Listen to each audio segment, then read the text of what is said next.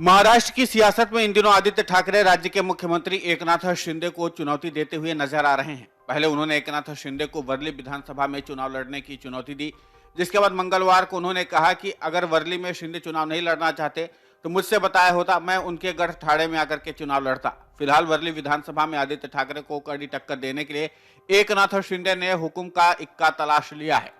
सूत्रों की माने तो एकनाथ शिंदे आदित्य ठाकरे के खिलाफ वर्ली में उनके चचेरे भाई निहार ठाकरे को मौका दे सकते हैं। अगर ऐसा हुआ तो एक ही विधानसभा क्षेत्र में ठाकरे परिवार के दो चश्मों चिराग एक दूसरे के खिलाफ ताल ठोकते हुए नजर आएंगे। ऐसे में एमएनएस प्रमुख राज ठाकरे के सामने भी कशमकश वाले हालात होंगे। साल 2019 के चुनाव में राज ठाकरे ने अपने भतीजे आदित्य ठाकरे के खिलाफ कोई भी उम्मीदवार नहीं उतारा था। अगर इस बार निहार ठाकरे आदित्य ठाकरे के सामने शिंदे गुट के तरफ से चुनावी मैदान में उतरेंगे तो राज ठाकरे किसका समर्थन करेंगे और किसका विरोध, ये देखना भी दिलचस्प होगा।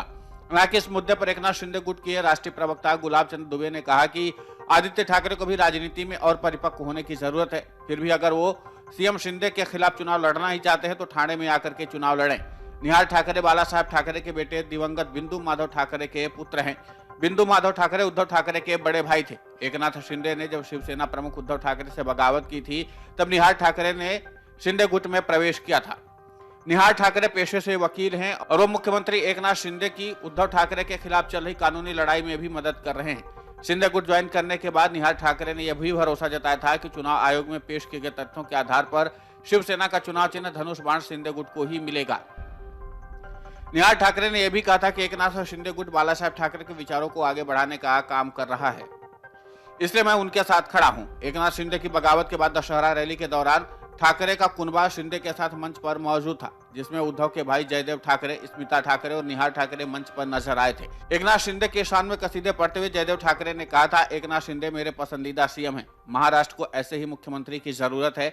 जयदेव ठाकरे यही नहीं रुके थे, उन्होंने ये भी कहा था कि महाराष्ट्र की जनता एकनाथ शिंदे को कभी अकेला न छोड़े। हालांकि अभी तक निहार ठाकरे की उम्मीदवारी को लेकर के कोई आधिकारिक तौर पर घोषणा नहीं की गई, लेकिन इस बात के कयास लगने शुरू हो गए हैं कि इस बार वर्ली से निहार ठाकरे को चुनावी मैदान में उतारा जा सकता है। यहाँ पर गौर करने लायक बात तो यह है कि पिछली बार जब आदित्य ठाकरे ने वर्ली से अपनी उम्मीदवारी दाखिल की थी तो राज ठाकरे की पार्टी महाराष्ट्र नवनिर्माण सेना ने अपना उम्मीदवार नहीं उतारा था और यही कारण था कि आदित्य ठाकरे को वर्ली से आसान जीत मिली थी। लेकिन इस बार अगर निहार ठाकरे भी वर्ली से चुनावी मैदान में उतर गए तो फिर आदित्य ठाकरे को बड़ी चुनौती का सामना करना पड़ेगा, क्योंकि निहार ठाकरे को न तो राज ठाकरे रोक सकते हैं न ही उद्धव ठाकरे, क्योंकि निहार ठाकरे शिंदे खेमे के माने जाते हैं। हालांकि अभी तक वर्ली में अपनी जीत को लेकर के आदित्य ठाकरे काफी ज्यादा आश्वस्त हैं, लेकिन इस बात को यहाँ पर समझना जरूरी है कि वर्ली से जब आदित्य ठाकरे ने जीत हासिल की थी तो शिवसेना संयुक्त रूप में थी, लेकिन अब शिवसेना में दो फाड़ हो चुका है और जिस समय आदित्य ठाकरे ने जीत हासिल की थी उस समय कई नेताओं ने काफी प्रयास किया था, लेकिन अब वो एकनाथ शिंदे गुट में जा चुके हैं। और यही कारण है कि इस बार आदित्य ठाकरे जिस तरीके से आत्मविश्वास से लबरेज होकर के मुख्यमंत्री एकनाथ शिंदे को चुनौती दे रहे हैं।